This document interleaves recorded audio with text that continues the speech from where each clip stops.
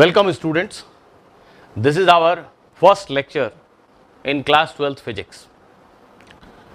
In class 12th, electromagnetism is a substantial portion as far as your physics syllabus is concerned.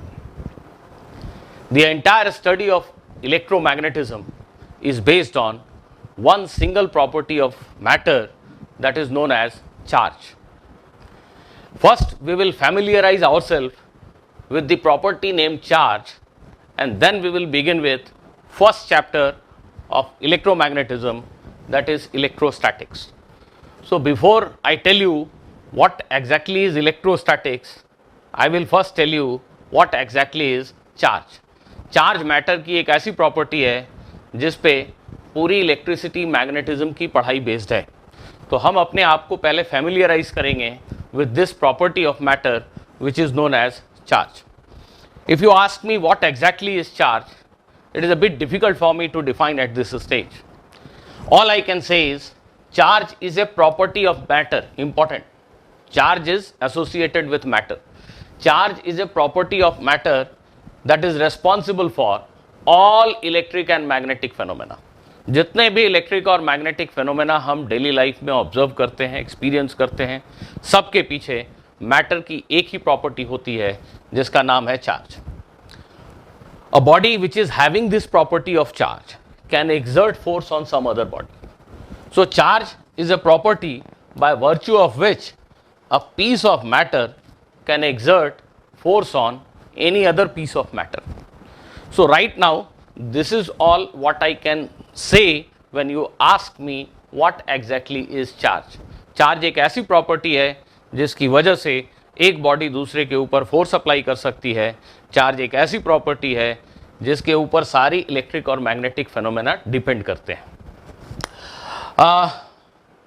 Charge एक ऐसी property है जिसको हम देख नहीं सकते, जिसको हम स्मेल भी नहीं कर सकते, जिसको हम टेस्ट भी नहीं कर सकते. इस बॉडी के ऊपर चार्ज है ये हम तभी कंफर्म कर सकते हैं, तभी जानते हैं जब इस बॉडी के ऊपर कोई इलेक्ट्रिक या मैग्नेटिक फोर्स एक्ट करता है. तो जब तक ये बॉडी कोई इलेक्ट्रिक फोर्स एक्सपीरियंस ना करे, जब तक ये बॉडी कोई मैग्नेटिक फोर्स एक्सपीरियंस ना करे, हम नहीं कह पाएंगे कि ये बॉडी चार्ज है कि नहीं है. Charge is something which is not visible to our eyes. Okay, Benjamin Franklin used to believe that there is some kind of fire in a body. There is some kind of fire in every body, and when fire gets transferred from one body to another, when fire gets transferred from one body to another, there is an imbalance of fire in these two bodies. And when there is such imbalance of fire in two bodies, they begin to apply force on one another. Benjamin Franklin काफ़ी हद तक सही थे, बस वो सिर्फ इस बात को नहीं समझ पा रहे थे कि वो जिसे फायर कह रहे हैं वो एग्जैक्टली किस चीज़ का बना है. आज हम जानते हैं कि फायर का यहाँ से यहाँ ट्रांसफ़र होना मतलब बेसिकली इलेक्ट्रॉन्स का यहाँ से यहाँ ट्रांसफ़र होना, चार्ज का यहाँ से यहाँ ट्रांसफ़र होना. तो from earlier studies people knew that charge are of two kinds. Body can have this property of charge because of which it can exert force on another body, and by way of experimentation scientists were able to diagnose that there are two kinds of charge. ये हम कैसे जान सकते हैं?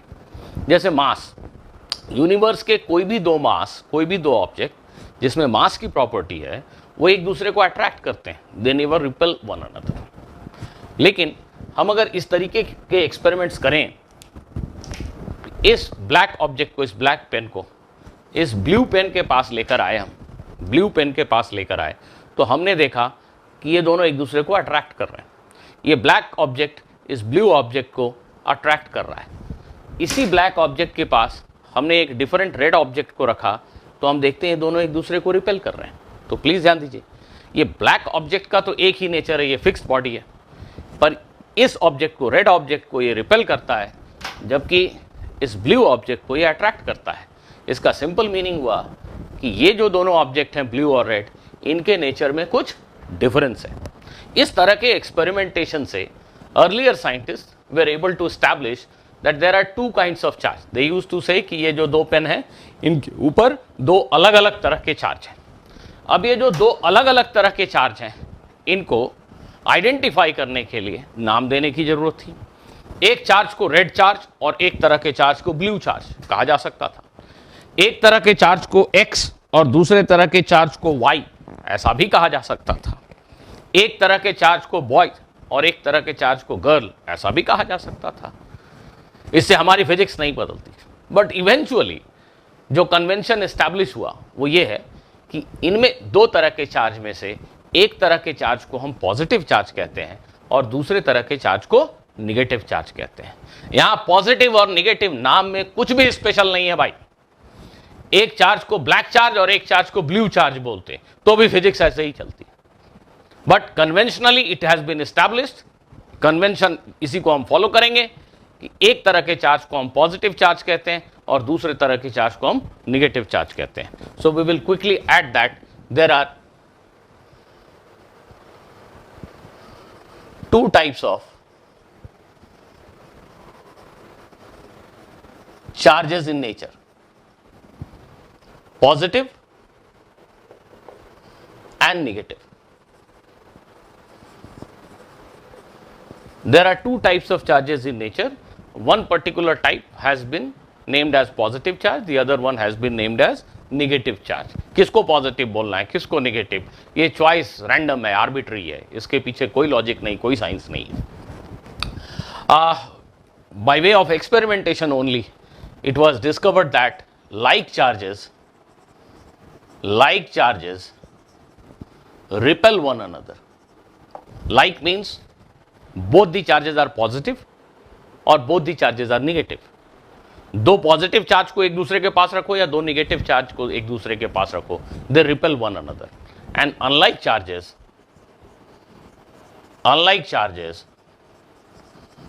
attract one another. Unlike charges means एक positive charge और एक negative charge को अगर हम पास रखें तो they attract one another. So there are two kinds of charges, like charges repel and unlike charges attract one another. Okay. Before we move ahead, let me tell you that unit of charge is known as coulomb.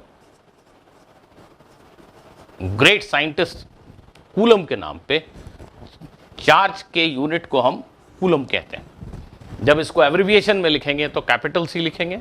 जब coulomb charge का unit लिखेंगे, पूरा नाम लिखेंगे तो हमेशा small c से लिखेंगे. ये ध्यान रखना, अगर तुमने कहीं ऐसा लिखा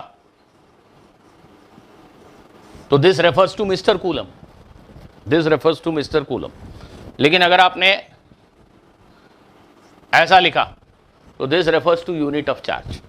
this is a convention in physics. Okay. और जब कोई यूनिट किसी साइंटिस्ट के नाम पे बेस्ड हो, उसका एब्रिविएशन जब लिखते हैं हम तो हमेशा कैपिटल लेटर से डिनोट करते हैं. So unit of charge is written as capital C, coulomb. What exactly is 1 coulomb? 1 coulomb charge होता कितना है? Let me be very frank, इस स्टेज पे मैं आपको शायद एक्सप्लेन नहीं कर पाऊंगा. All I can say is 1 coulomb is huge amount of charge. थोड़ा सा हिंट देने के लिए, आपने जूनियर क्लासेस में इलेक्ट्रिक करंट के बारे में पढ़ा है और आप एम्पियर के टर्म्स में कूलम को समझ सकते हैं. When there is a current of 1 ampere in a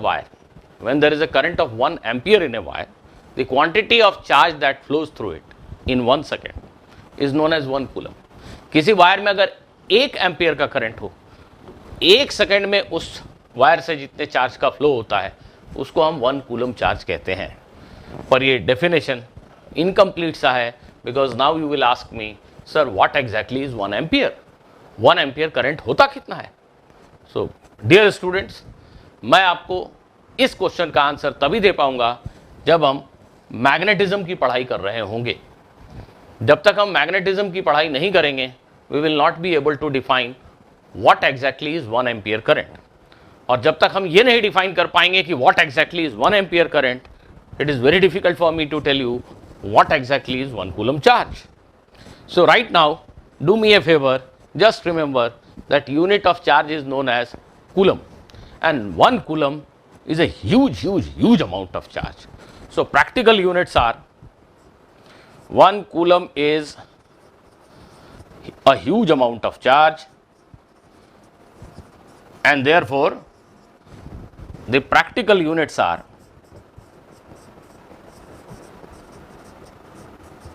millicoulomb. Millicoulomb is 10 raised to the power minus 3 coulomb. Microcoulomb 10 raised to the power minus 6 coulomb. Nanocoulomb 10 raised to the power minus 9 coulomb, or even picocoulomb 10 raised to the power minus 12 coulomb.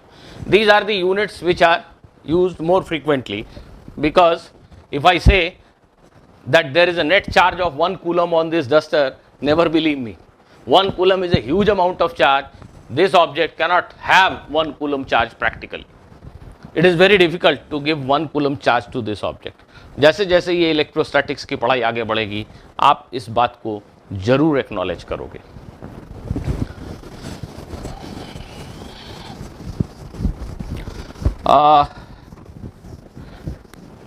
All of us know that every piece of matter is made up of atoms. Matter is made up of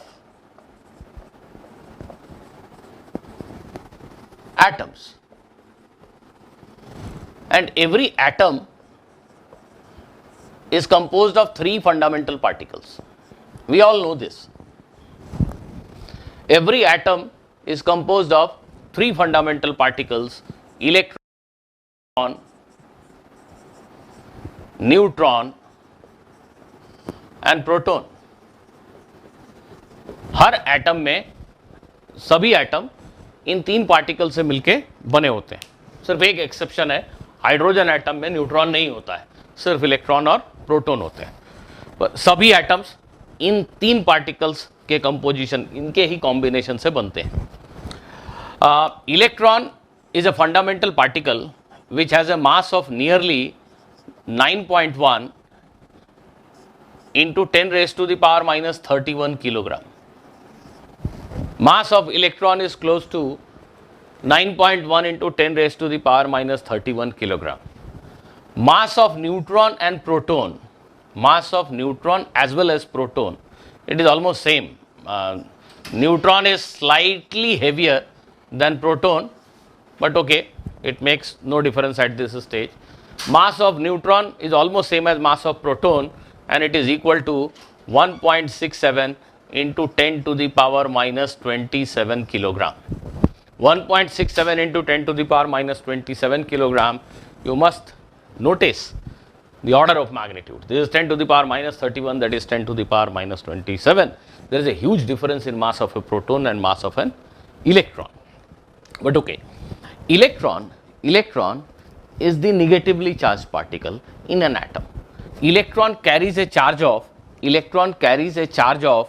1.6 into 10 to the power minus 19 coulomb, and it carries negative charge. So charge on electron is written as minus 1.6 into 10 to the power minus 19 coulomb. This number 1.6 into 10 to the power minus 19 coulomb is often represented by letter small e. So small e represents 1.6 into 10 to the power minus 19 coulomb of charge. Charge on electron is minus e. This particular particle neutron, this is, as the name suggests, it is neutral. Neutral means it has no charge. Neutron has no charge, it is neutral.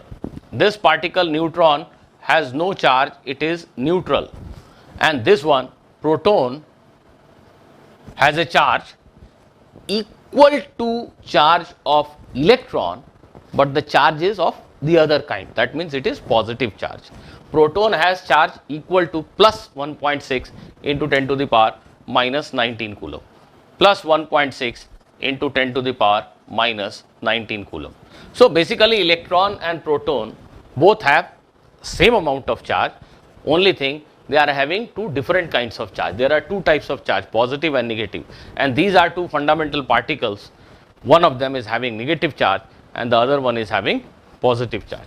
So every piece of matter is composed of these 3 fundamental particles, और इन 3 में से इन 2 के पास charge होता है, एक के पास negative और एक के पास पॉजिटिव चार्ज होता है. Right.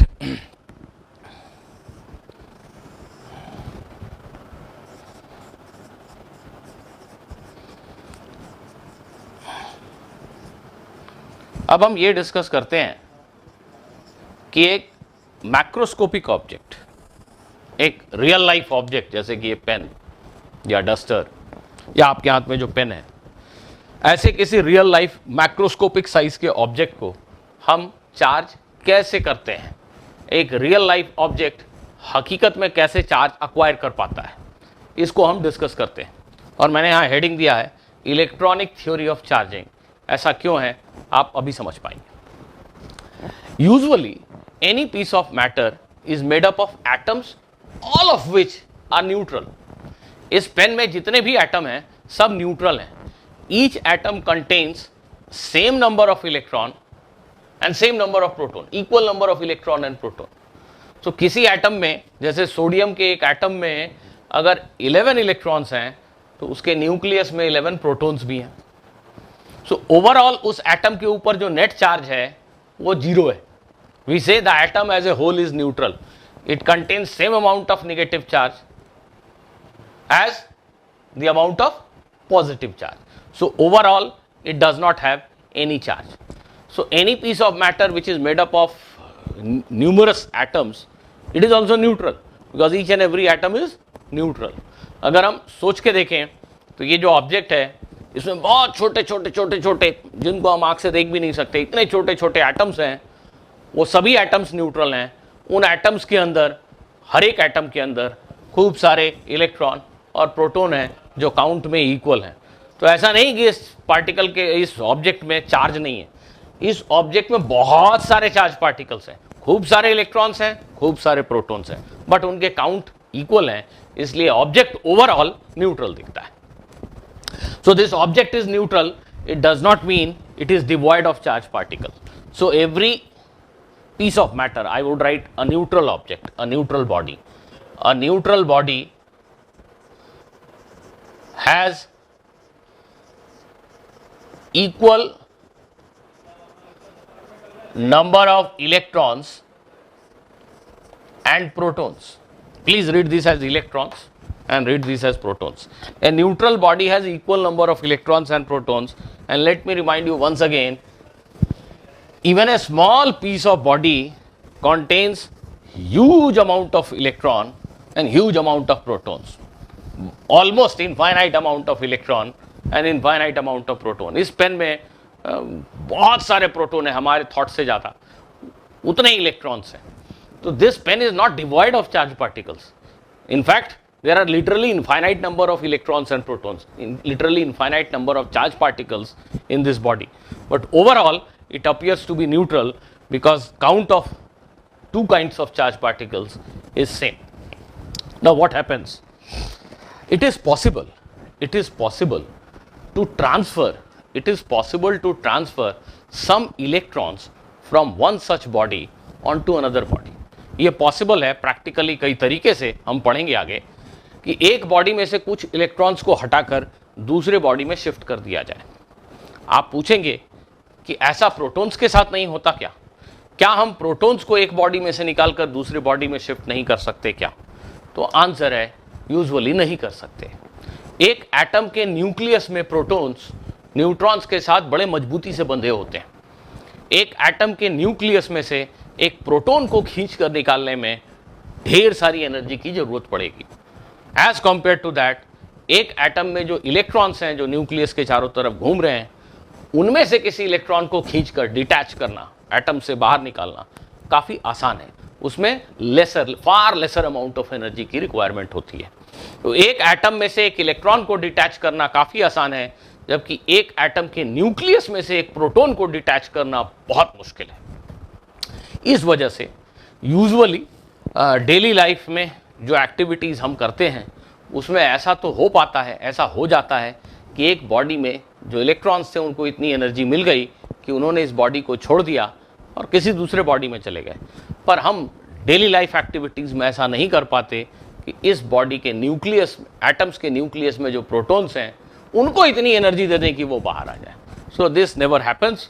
It is the transfer of electrons which results in charging of macroscopic sized objects. खुली आंखों से जो दुनिया दिखती है, जो बड़े ऑब्जेक्ट्स हमें दिखते हैं, उन सब के ऊपर चार्ज आने की वजह सिर्फ और सिर्फ एक होती है, and that is movement of electron from one body to another. That is what I mean by saying this is electronic theory of charging, which says that real life objects get charged only due to movement of electrons from one body to another. So, charging of real life bodies happen due to transfer of electrons. Please read this as electrons. So, electronic theory of charging says that any real life object acquires charge only because of movement of electrons. Okay. Now consider these are two objects A and B, and they are neutral. They are normal objects. They are having literally infinite number of atoms in them. Each atom contains multiple electrons and protons, but the total count of electron and total count of proton remains same.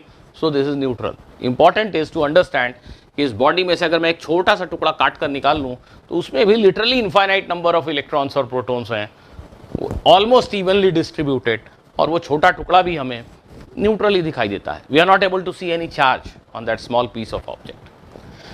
So these are two macroscopic size objects, real life objects A and B, both of them are neutral by some means. वो तरीका क्या होगा इस पे हम बाद में discuss करेंगे, पर अभी मान लीजिए किसी तरीके से मैंने ऐसा कर दिया कि इसमें से कुछ इलेक्ट्रॉन्स को बॉडी बी के ऊपर शिफ्ट कर दिया. By some means I have been able to transfer few electrons from body A onto body B. हमने A में से कुछ इलेक्ट्रॉन को निकालकर B में शिफ्ट कर दिया. क्या होगा? देखो, इसमें इक्वल नंबर ऑफ इलेक्ट्रॉन्स और प्रोटॉन्स थे. बातचीत में आसानी के लिए एक छोटा नंबर ले लेते हैं. मान लो इसमें 1000 प्रोटॉन थे और 1000 इलेक्ट्रॉन थे. 1000 बहुत छोटा नंबर है, एक्चुअल में इलेक्ट्रॉन्स की काउंट बहुत बड़ी है मोल्स में, पर ठीक है, बातचीत में आसानी के लिए मान लो इसमें 1000 इलेक्ट्रॉन्स थे और 1000 प्रोटॉन्स थे. उसमें से तुमने 3 इलेक्ट्रॉन निकाल दिए, तो अब इसमें 1000 प्रोटॉन है और 997 इलेक्ट्रॉन्स हैं. 1000 पॉजिटिवली चार्ज प्रोटॉन्स हैं और 997 इलेक्ट्रॉन्स हैं जो निगेटिवली चार्ज हैं. तो ऑब्वियस सी बात है कि इस बॉडी के ऊपर अब नेट पॉजिटिव चार्ज दिखाई देगा. Count of proton is higher than count of electrons. There are 3 excess protons as compared to number of electrons. So this body acquires positive charge which is equal to plus 3e. 997 protons, they have positive charge. It gets balanced by presence of 997 electrons. But the 3 extra protons that are there, they will appear as positive charge in the body. तो इस body के ऊपर हमें positive charge दिखने लगेगा.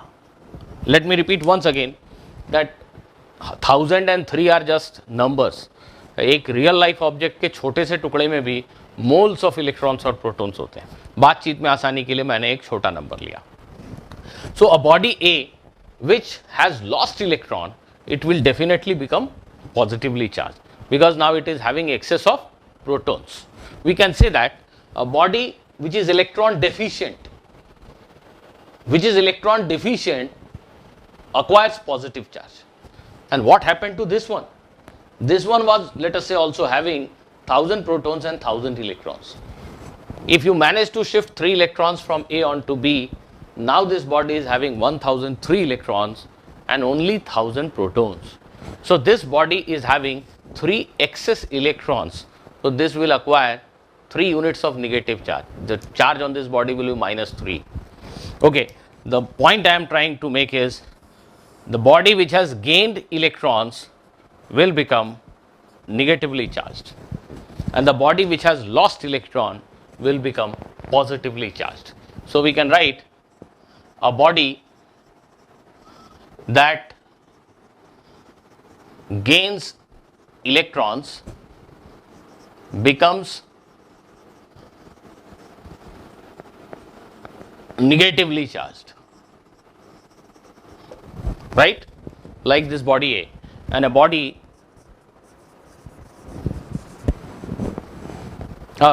like this object B, which has become negatively charged, and a body that loses electron becomes positively charged.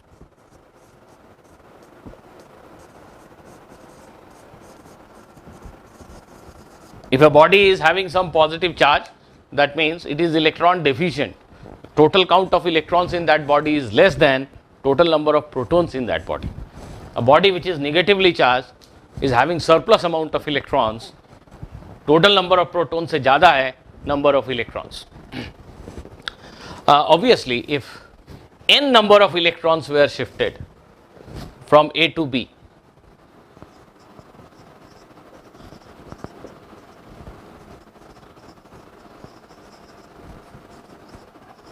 let us say n number of electrons were transferred from body A onto body B, then what will be quantity of charge on this body A?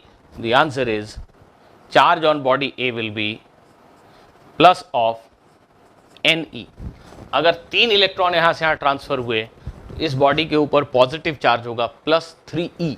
E stands for 1.6 into 10 to the power minus 19 coulomb. N is the number of electrons that has been removed from this particular object. Charge is usually denoted by this letter Q. You can use capital Q as well as small q. And this body B in this example acquires a charge that is equal to minus Ne. Minus means there is the another kind of charge which we are calling as negative charge. This is a charge which has got different nature from this charge, positive charge. So we are writing plus Ne. Okay.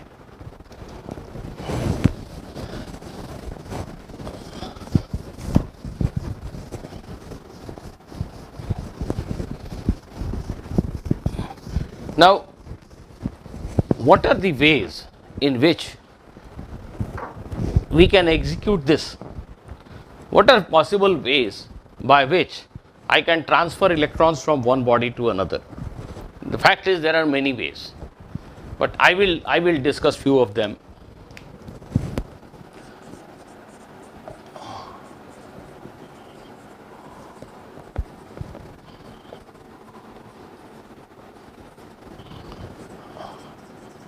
We can write that we are going to discuss practical ways of charging objects. Real life objects को हम कैसे charge कर सकते हैं, कैसे उनको एक net charge दे सकते हैं, क्या क्या तरीके हमारे पास अवेलेबल हैं. Let us discuss few of them. The first and foremost is by rubbing, by friction.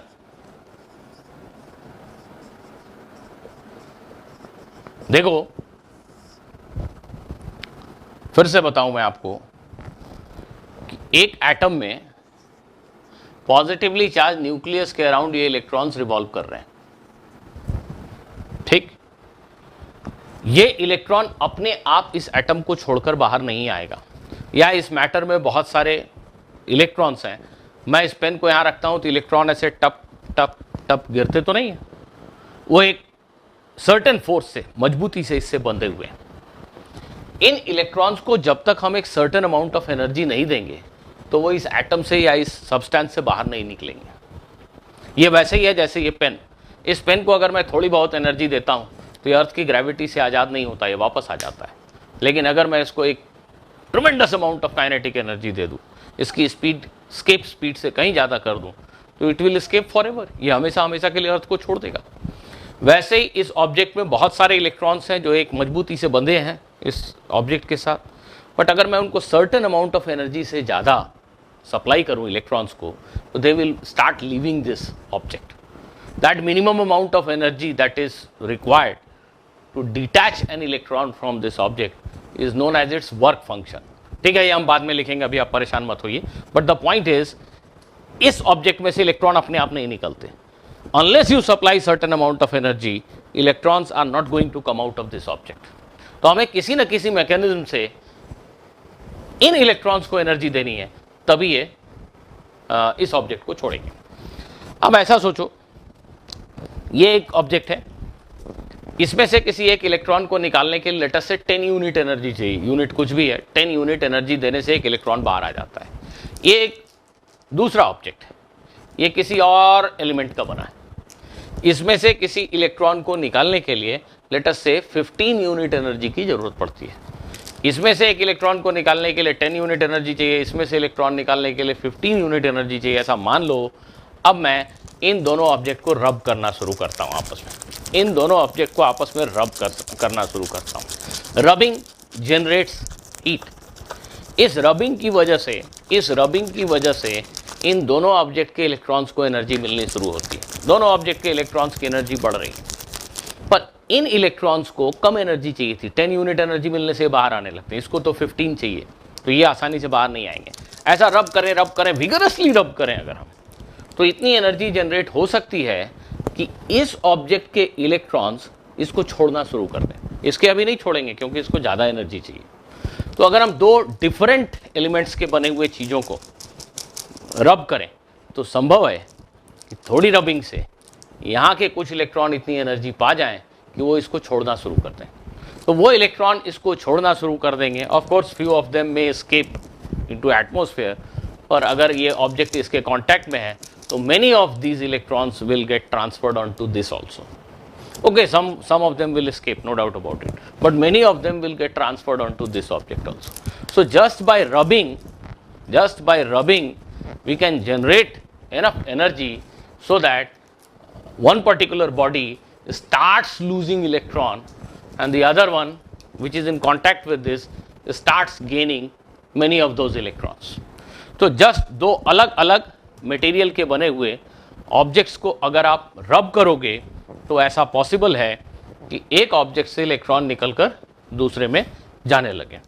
तो ये ध्यान रखना है कि ये ऑब्जेक्ट ए और ऑब्जेक्ट बी दोनों अगर सेम मटेरियल हैं, दोनों कॉपर हैं और आप रब कर रहे हो तो कैसे होगा, ये चीज़ नहीं होगी।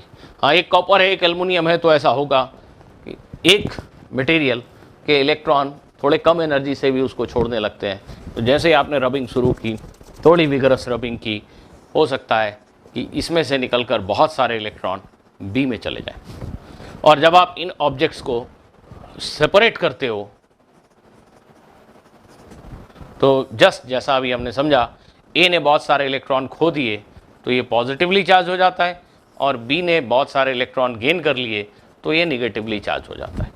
अगर हमने किसी तरीके से ये इंश्योर किया है कि this is an isolated system, electron जो है वो बाहर नहीं भाग पाए और जो इलेक्ट्रॉन ए से निकले वो सबके सब बी पे चले गए, somehow if we have managed to ensure that, then this body will have plus q charge and this body will have minus q charge, same amount of positive and negative charge। जैसे यहाँ इस पे plus Ne charge था, इस पे minus Ne charge था। ये तभी होगा जब हम ये इंश्योर कर सकें कि यहाँ से निकलने वाले सारे इलेक्ट्रॉन इस बॉडी के ऊपर गए, इनमें से कोई भी हवा में स्केप नहीं कर पाया। So this is one primary way of charging real life objects. Just by rubbing two objects you can give them charge. Next is by way of contact. Next method of imparting charge to a body is by contact.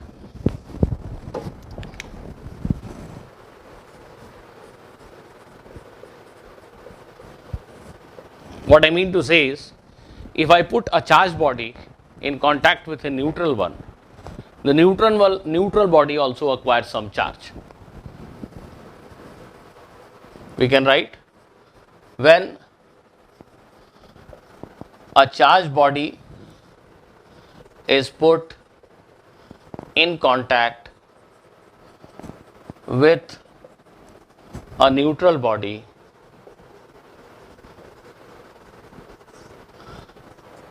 the neutral body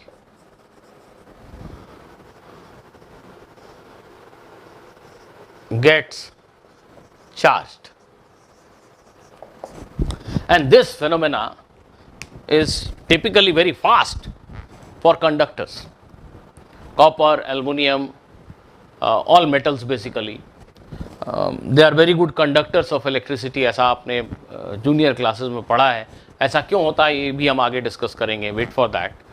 और अभी तक आप जो जानते हैं उसी की basis पे कंडक्टर्स, एक चार्ज कंडक्टर के कांटेक्ट में दूसरे न्यूट्रल कंडक्टर को अगर हम रख दें तो बहुत तेजी से ये जो न्यूट्रल कंडक्टर है वो भी चार्ज एक्वायर कर लेता है। It is not that this will happen only for conductors, this can happen for insulators also, but the process will be very slow.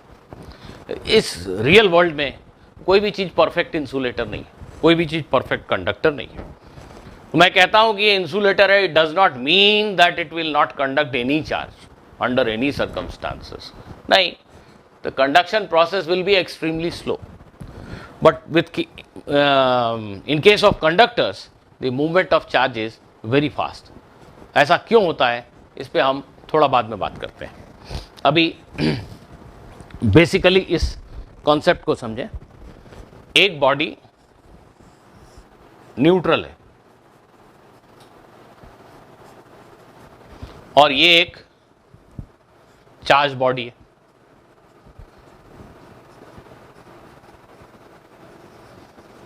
Right, ये न्यूट्रल ऑब्जेक्ट है, ये चार्ज ऑब्जेक्ट। इस चार्ज ऑब्जेक्ट को इस neutral object के contact में रखा, they are placed in contact,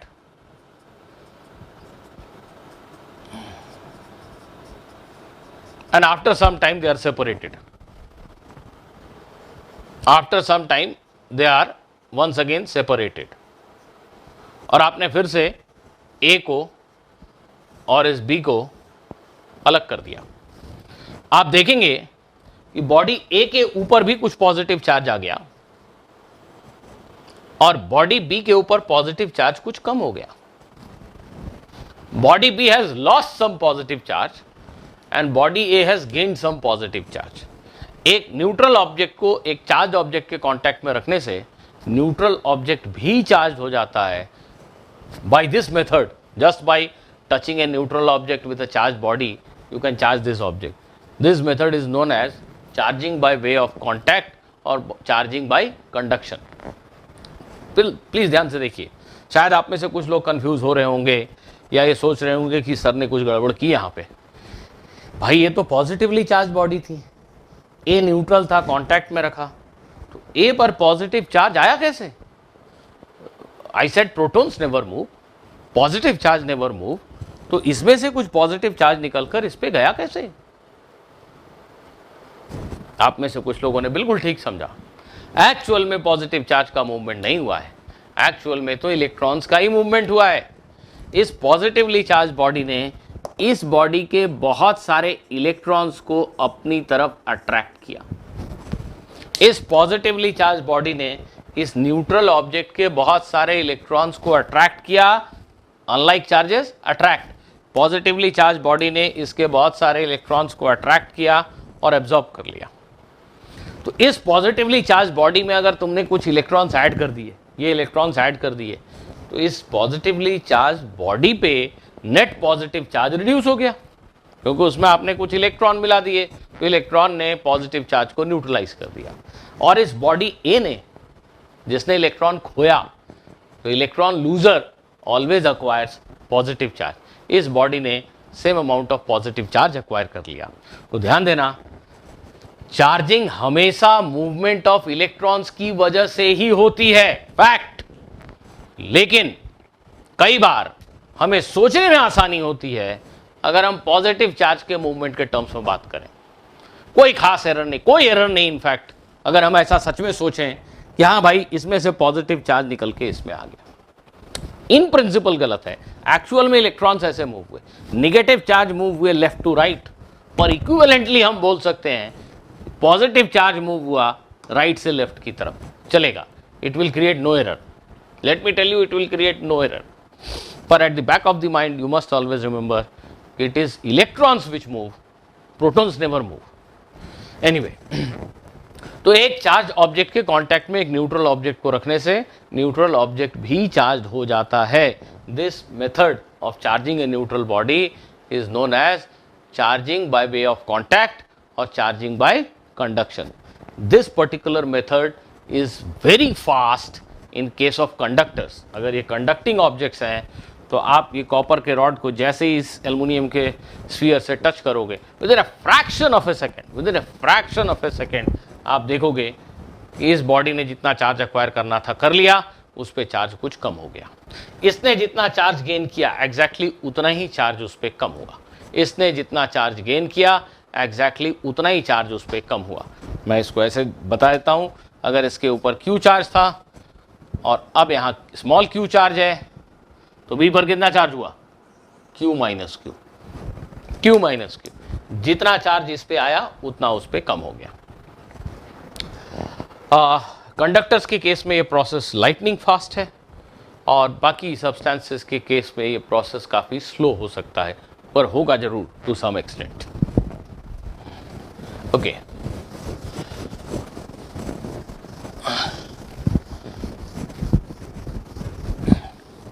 there are many other ways of charging a body. Like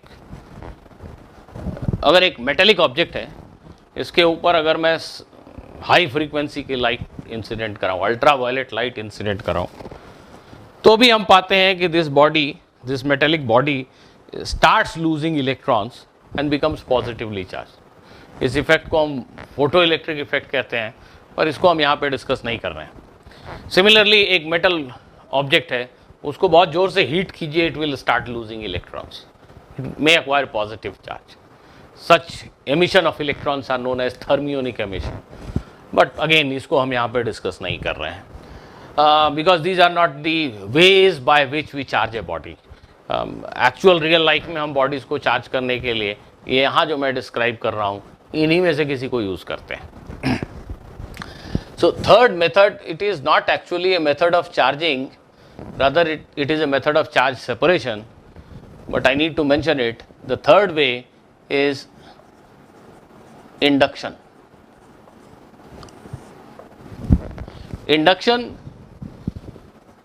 is a process of separation of charges on a body, on a neutral body, when it is placed near a charged body.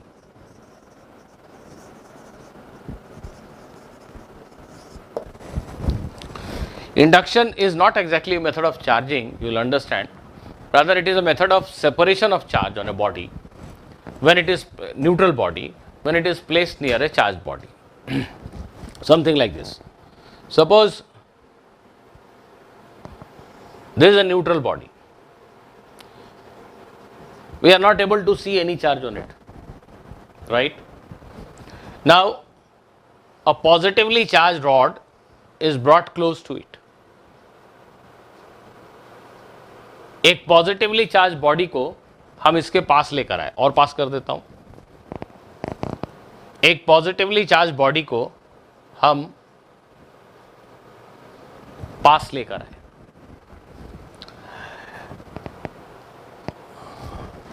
ये positively charge body इस neutral object के electrons को अपनी तरफ attract करती है और naturally इसके प्रोटॉन्स जो पॉजिटिवली चार्ज पार्टिकल है उसको अपने से दूर धकेलती है। इस न्यूट्रल बॉडी में जितने इलेक्ट्रॉन्स हैं, they start experiencing a force towards this positively charge body. Because of that, इस बॉडी के अंदर जो इलेक्ट्रॉन्स हैं वो पार्शियली राइट की तरफ शिफ्ट हो जाते हैं। ये एक इंट्रिकेट मैकेनिज्म है, particularly in case of insulators. Insulators के केस में एग्जैक्टली क्या होता है ये हम पढ़ेंगे इसी चैप्टर में जब हम डाइलेक्ट्रिक्स के बारे में आगे पढ़ेंगे। हाँ, but in case of conductors, conductor एक ऐसी चीज़ें होती हैं जिसमें कुछ फ्री इलेक्ट्रॉन्स होते हैं, ऐसे इलेक्ट्रॉन जो आसानी से यहाँ वहाँ भाग सकें।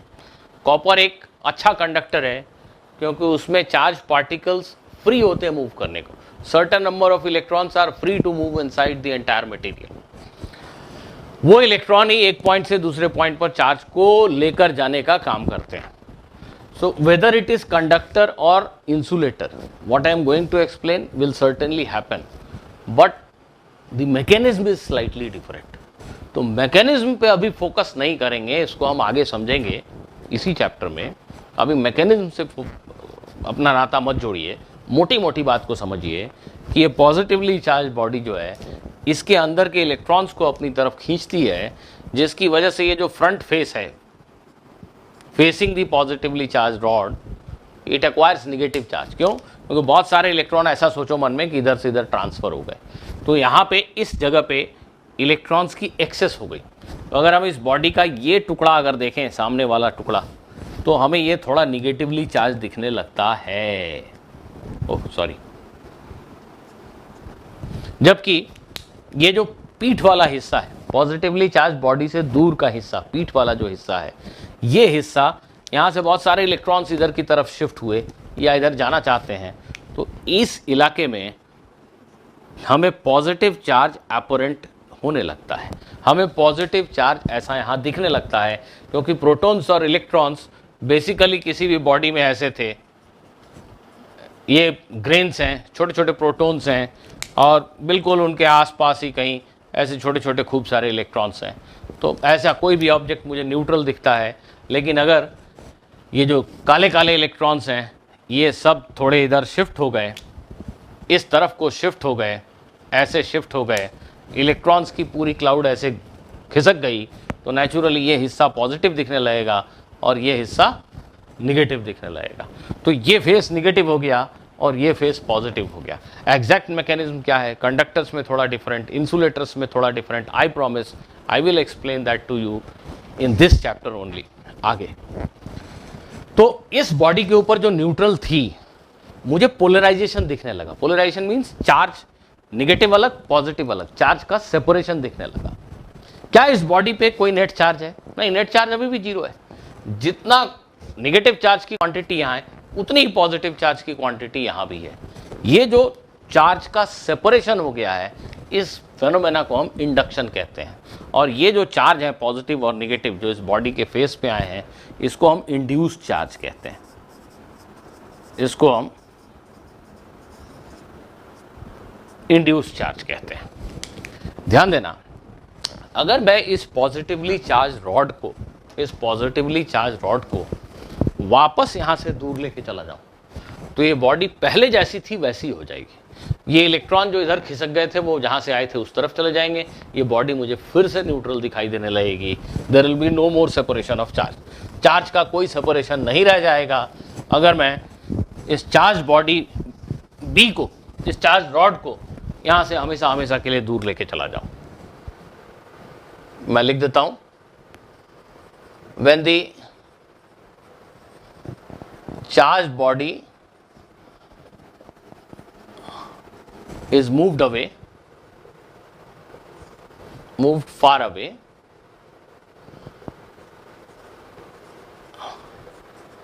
the neutral body goes back to its original state। मतलब ये जो चार्ज का सेपरेशन दिख रहा था वो दिखना बंद हो जाएगा, वो जैसा बॉल न्यूट्रल था वैसा दिखेगा। तो हमने बेसिकली तीन चीज़ें पढ़ी। दो अलग अलग सब्सटेंस के बने हुए चीज़ों को अगर रब करोगे तो एक में से इलेक्ट्रॉन दूसरे पे ट्रांसफ़र हो जाएगा। जिसने इलेक्ट्रॉन खोया वो पॉजिटिवली चार्ज हो जाएगा, जिसने इलेक्ट्रॉन पाया वो निगेटिवली चार्ज हो जाएगा। अब ऐसा एक कोई चार्ज बॉडी मेरे पास है, रबिंग के थ्रू हमने इसको चार्ज कर लिया है, और ये एक न्यूट्रल बॉडी है, इस पर कोई चार्ज नहीं है। इसको इससे टच करें तो इसमें से कुछ चार्ज इस पर ट्रांसफ़र हो जाएगा और ये भी चार्ज हो जाएगा। अगर एक चार्ज बॉडी मेरे पास है, उस न्यूट्रल बॉडी, एक न्यूट्रल बॉडी के पास रखें, टच नहीं करना है, पास रखें। मान लो ये पॉजिटिवली चार्ज बॉडी है, ये पॉजिटिवली चार्ज बॉडी इसके इलेक्ट्रॉन्स को अपनी तरफ खींचती है। ये सामने वाला फेस निगेटिव हो जाएगा और ये जो पीठ का हिस्सा है ये पॉजिटिवली चार्ज हो जाएगा। लेकिन इसको अगर हम दूर लेके चले जाएं तो ये जैसा था वैसा ही वापस हो जाएगा। There will be no more separation of charge. ये जो चार्ज का सेपरेशन होता है in presence of charge body, इस फिनोमेना को हम इंडक्शन कहते हैं। और ये जो चार्जेस हमें इस न्यूट्रल बॉडी के फेस पे दिखाई दे रहे हैं, इनको हम इंड्यूस्ड चार्जेस कहते हैं। Right?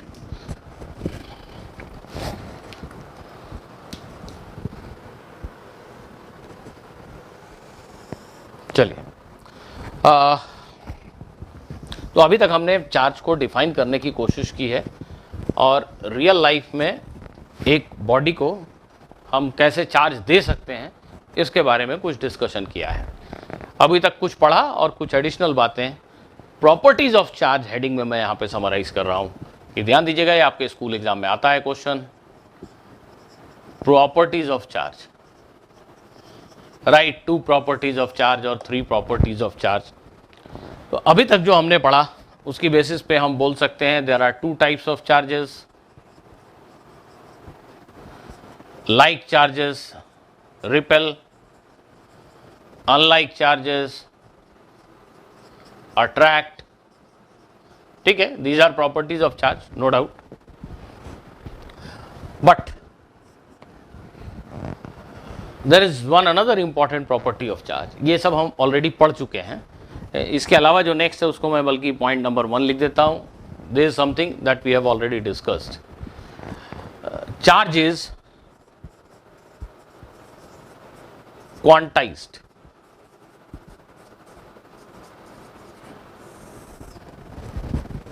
Charge is quantized। This statement means charge is available in nature in a certain minimum packet size। That packet size is plus or minus e। यह ऐसी बात है जैसे लक्स साबुन बाजार में 75 ग्राम के पैक में मिलती है, उससे छोटे पैक में नहीं मिलती। अब मैं अगर किसी दुकानदार के पास जाकर बोलूं कि मुझे 37 ग्राम लक्स दे दो तो वो नहीं देगा, because it comes in A packet size, standard packet size of 75 ग्राम। अगर मैं उनसे 225 ग्राम मांगूँ तो मिलेगा, मुझे 3 बार वो दे देगा। अगर मैं उनसे कहूँ कि मुझे 125 ग्राम लक्स साबुन दे दो तो भी वो नहीं दे पाएगा।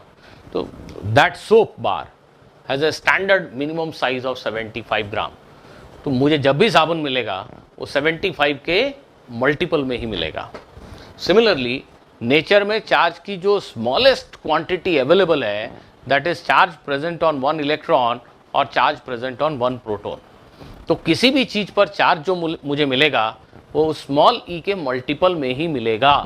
When I say charge is quantized, I am meaning to say that we can have charge of plus e, plus 2e, plus 9e, plus 100e, minus 1000e, minus 1235e, but we can never have charge equal to 0.5 times e. We can never have charge equal to 1.25 times e, right? So charge is quantized means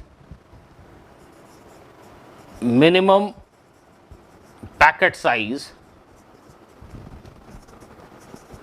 of charge available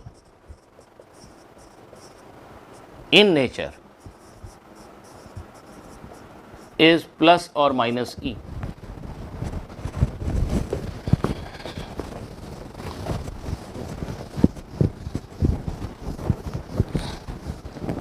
We can have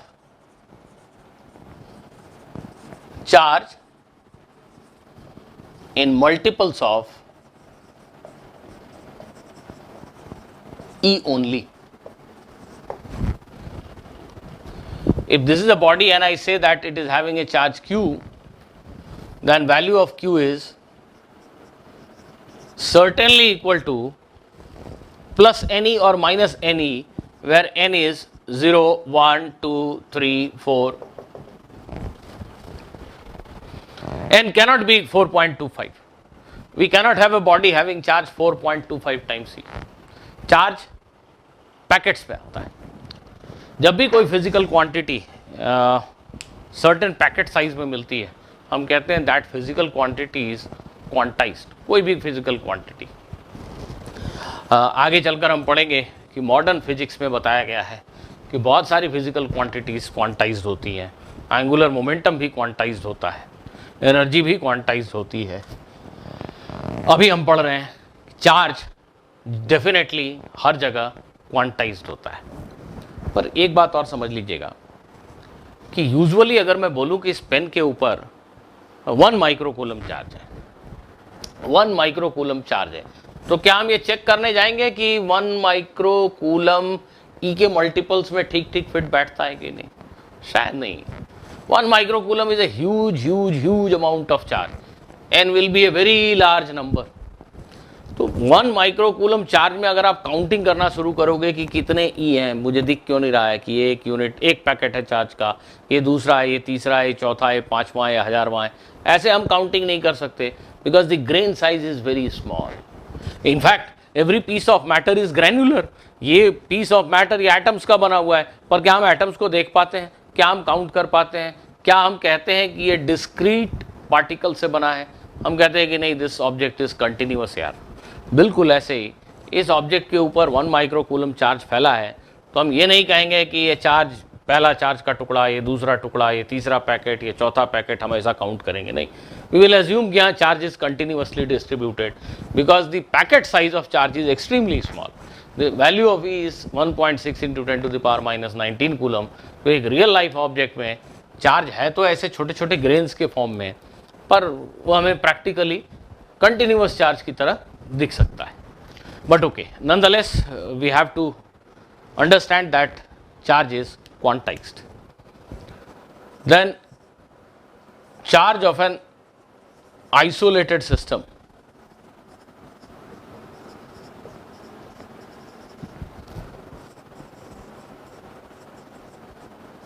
is conserved.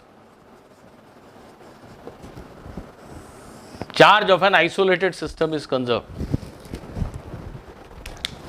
What does it mean? देखो, जब thermodynamics पढ़ रहे हैं और मैंने कहा we have an isolated system, तो it implies कि एक ऐसा सिस्टम है, जैसे ये कमरा आइसोलेटेड सिस्टम है, मीन्स ये कमरा ऐसा सिस्टम है जिसमें से हीट बाहर नहीं जा सकती और बाहर से हीट अंदर नहीं आ सकती. जब हम इलेक्ट्रोस्टैटिक्स पढ़ रहे हैं और मैंने कहा कि एक आइसोलेटेड सिस्टम है, ये बॉक्स एक आइसोलेटेड सिस्टम है, तो मैं यहाँ पे ये कहना चाह रहा हूँ कि इस बॉक्स में बाहर से अंदर चार्ज नहीं आ सकता और इस बॉक्स से कोई चार्ज निकल कर बाहर नहीं जा सकता. The system is isolated as far as movement of charge is concerned. It has no transfer of charge between this system and the surrounding. So conservation of charge, principle of conservation of charge says that algebraic sum of total charge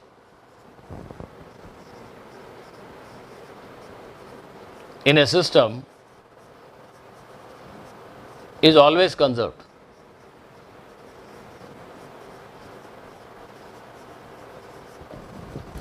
I have written algebraic sum of total charge in the system is always conserved.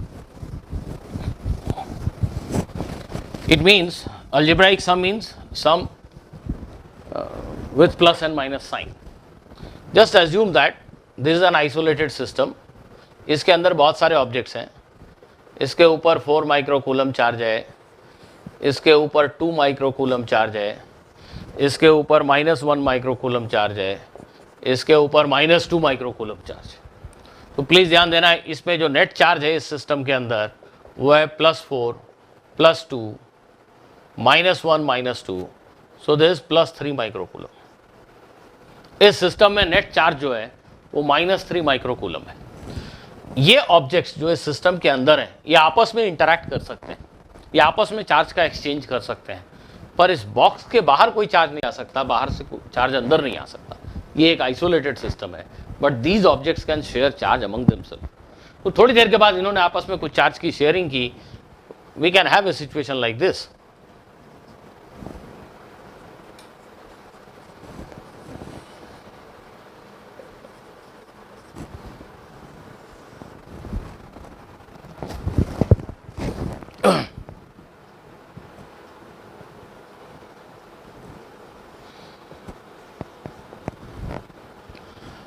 Let me make it as just 1 minute.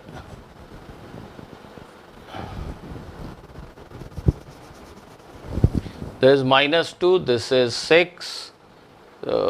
Let me make it as 0. Okay, 0 microcoulomb. हो सकता है कि थोड़ी देर के बाद हम इस system को देखें तो हमें डिफरेंट ऑब्जेक्ट्स पे चार्ज ऐसा दिखाई दे. अब नेट चार्ज कितना है? +5 -1 +0 -1. So this is +3 microcoulomb. This is perfectly all right. Charge is conserved. ये मैं इतनी मेहनत से ये ड्राइंग बना क्यों रहा था, आपको एक बात समझाने के लिए, ठीक से समझिएगा।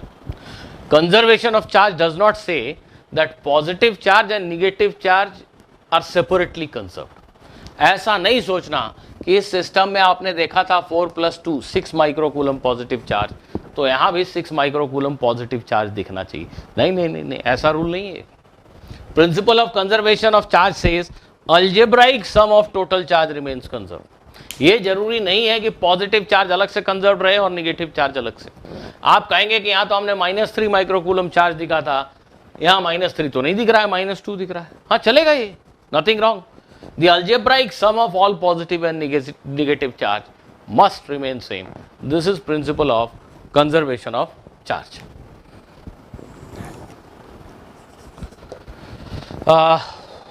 ये भी बात शायद हम पहले कह चुके हैं, लेकिन मैं यहाँ स्ट्रेस देके कह रहा हूं कि charge resides on mass. We have been repeatedly saying that charge is a property of matter. पूरे यूनिवर्स में कोई भी ऐसा पार्टिकल नहीं होता जिसका मास 0 हो और उस पर कुछ चार्ज हो। पूरे यूनिवर्स में कोई भी ऐसा पार्टिकल नहीं होता जिसका मास 0 हो और उस पर कुछ चार्ज हो। नहीं, ऐसा नहीं होता। Charge always resides on mass.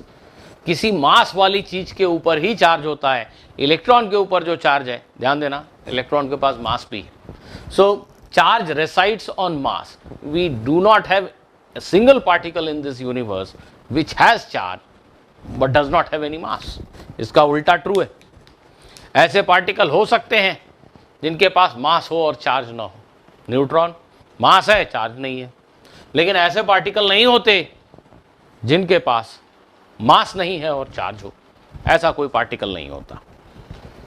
And one more point I would like to add, charge is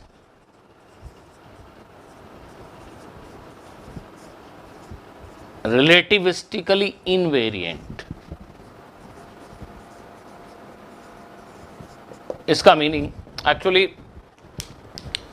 Einstein ने अपनी theory of relativity in the beginning of 20th century उन्होंने थ्योरी ऑफ रिलेटिविटी दी थी, और आइंस्टीन ने अपनी थ्योरी ऑफ रिलेटिविटी में बताया कि किसी भी ऑब्जेक्ट का इफेक्टिव मास उसकी स्पीड के साथ बढ़ता जाता है।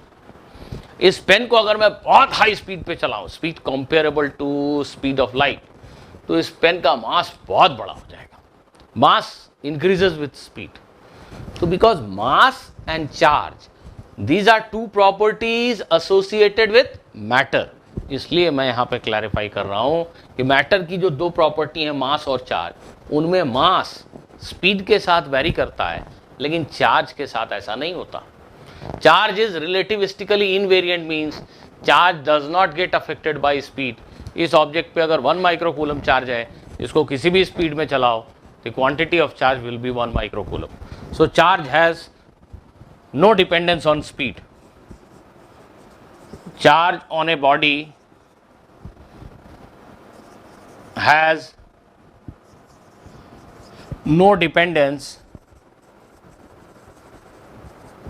on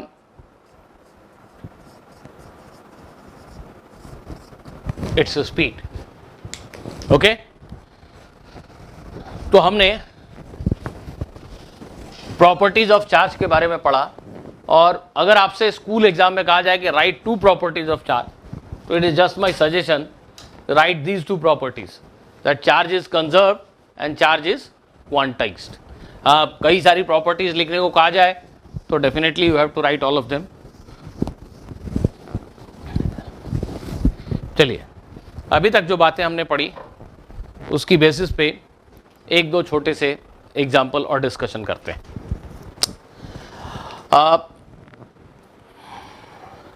सभी ने ये एक्सपेरिमेंट किया है डेली लाइफ में।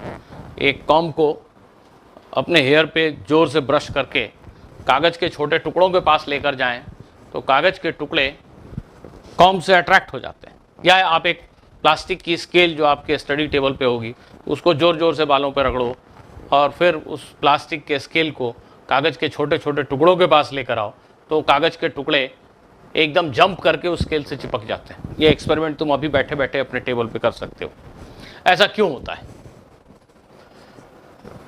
द क्वेश्चन इज कि कॉम्ब को आपने हेयर पे रब किया, ये कॉम्ब है मान लो, देख के हंसना नहीं, बढ़िया कॉम्ब है। इस कॉम्ब को आपने हेयर को ब्रश करने के लिए यूज किया, तो आपके बालों और कॉम्ब के बीच फ्रिक्शन की वजह से ये कॉम्ब चार्ज हो गया। मुझे एग्जैक्टली ध्यान नहीं, पर इससे कोई फर्क भी नहीं पड़ता कि कॉम्ब में से इलेक्ट्रॉन निकल के आपके बालों में गए कि बालों में से इलेक्ट्रॉन निकलकर कॉम्ब में आए। I do not remember it. Comb अगर प्लास्टिक का है तो लेट अस से हेयर में से इलेक्ट्रॉन्स निकलकर कॉम्ब के ऊपर आ गए, तो ये कॉम्ब जो है निगेटिवली चार्ज हो गया और आपके हेयर पॉजिटिवली चार्ज हो गए। इसीलिए तो तुम थोड़े स्मार्ट लगने लगते हो कॉम्बिंग के बाद। जब खूब देर तक तुमने कॉम्बिंग की तो तुम्हारे ये जो बाल के रेशे हैं सब पॉजिटिवली चार्ज हो गए, वो आपस में एक दूसरे को रिपेल करने लगे और वो एक दूसरे से उलझते नहीं, दे रिमेन वेल सेपरेटेड, वो एक दूसरे से अलग और काफ़ी अच्छे बाउंसी लगते हैं। तो लेट अस अज्यूम कि कॉम्ब के ऊपर नेगेटिव चार्ज आ गया। अगर कॉम्ब के ऊपर पॉजिटिव चार्ज भी आया होगा तो भी हमारे डिस्कशन को कोई फर्क नहीं पड़ता, इसकी चिंता करने की जरूरत ही नहीं है कि चार्ज पॉजिटिव है कि नेगेटिव है, किसी एक किस्म का चार्ज आ गया।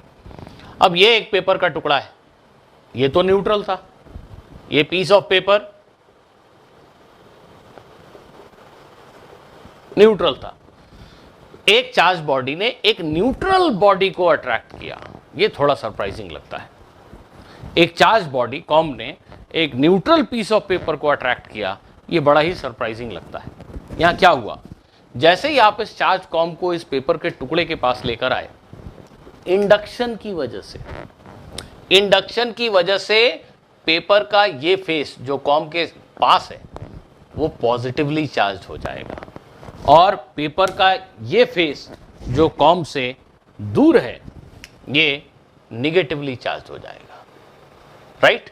क्योंकि इस निगेटिवली चार्ज कॉम्ब ने इस पेपर के पीस के इलेक्ट्रॉन्स को अपने से दूर रिपेल कर दिया, जिससे बहुत सारे इलेक्ट्रॉन इस तरफ शिफ्ट हो गए, तो ये फेस निगेटिव हो गया। यहां थोड़े एक्सेस प्रोटॉन्स रह गए तो ये फेस पॉजिटिव हो गया। अब इस चार्ज के सेपरेशन से, ये इंडक्शन की वजह से हुआ, सेपरेशन ऑफ चार्ज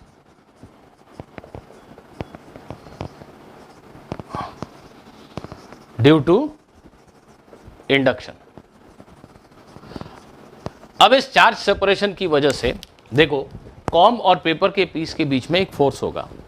ये निगेटिव कॉम्ब इस पॉजिटिव चार्ज को अपनी तरफ अट्रैक्ट करेगा, एट द सेम टाइम ये निगेटिव कॉम्ब इस ब्लू निगेटिव चार्ज को रिपेल भी करेगा। बट ये तो हम कॉमन सेंस से समझ सकते हैं that F1 is greater than F2। क्यों भाई? क्योंकि ये दोनों ज़्यादा पास हैं ये चार्ज और ये दोनों थोड़े ज़्यादा दूर हैं, तो नेचुरली नेट फोर्स जो है वो अट्रैक्टिव है और ये पेपर का टुकड़ा जंप करके कॉम्ब से जाके स्टिक कर जाता है। बिल्कुल यही तरीका आप अपना सकते हो अपने बर्थडे के दिन अपने कमरे को सजाने के लिए। जो बलून्स हैं उनको किसी सेलो टेप से दीवार पे चिपकाने की ज़रूरत नहीं है।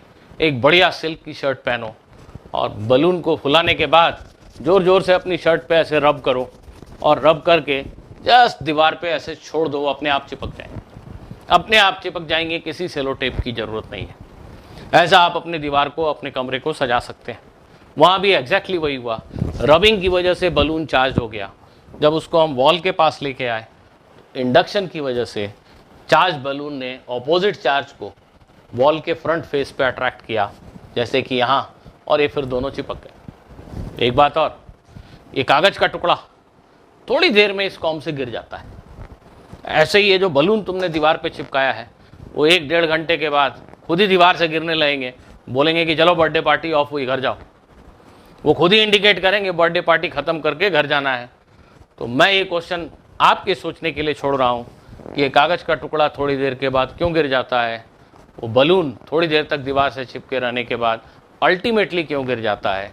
इस क्वेश्चन का आंसर आप ज़रूर सोचिए। आज के सेशन में हम इतना ही पढ़ेंगे। नेक्स्ट सेशन में हम इलेक्ट्रोस्टैटिक्स की पढ़ाई शुरू करेंगे। I hope you enjoyed this session. Thank you.